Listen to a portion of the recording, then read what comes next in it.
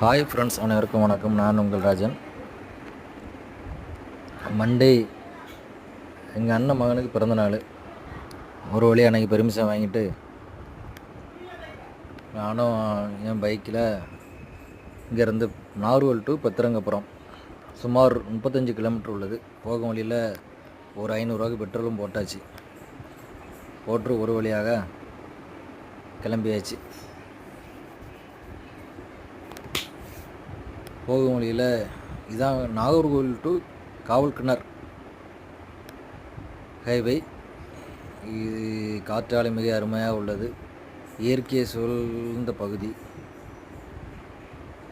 நானும் காவல்கிணறு இன்னும் வந்தாச்சுன்னு பார்த்தா காவல்கிணறுக்கு இன்னும் 3 கிலோமீட்டர் மேலே இருக்குது.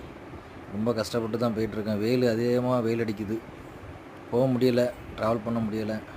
இருந்தாலும் ஒரு வழியாக சரி, இருந்தாலும் ஃபங்க்ஷனை கண்டிப்பாக போகணுமே, அதனால் போகிறேன்.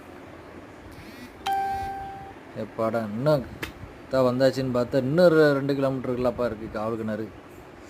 ரொம்ப கஷ்டம்தான். சரி போவோம், ஒரு வழியாக போனோமே. இதோ காவல்கிணறு வந்தாச்சு. இந்த காவல்கிணறில் அமைந்துள்ள ஜெய்சன் பேக்கரி.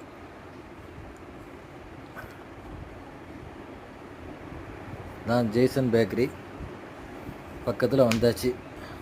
இதோ பாருங்கள், இதுதான் காவல்கிணறு ஜங்ஷனில் அமைந்துள்ள ஜெய்சன் பேக்கரி. இந்த கடை ரொம்ப ஃபேமஸான கடை.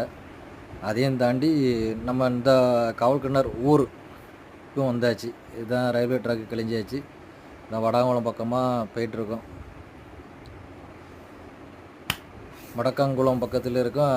இதுதான் எஸ்ஏ ராஜா கோட்டை. பாருங்கள், நீங்கள் இப்போ பார்க்க போகிறது எஸ்ஏ ராஜா கோட்டை. இதுதான் கோட்டை, எஸ்ஏ ராஜா கோட்டை. பாருங்கள், இதுதான் அவருக்கு சொந்த ஊர், அவருக்கு சொந்த கோட்டை. ஒரு வழியாக திருப்பியும் கிளம்பி வடக்காங்குளம் கிழிஞ்சி திரும்பியும் பெய்யாச்சு.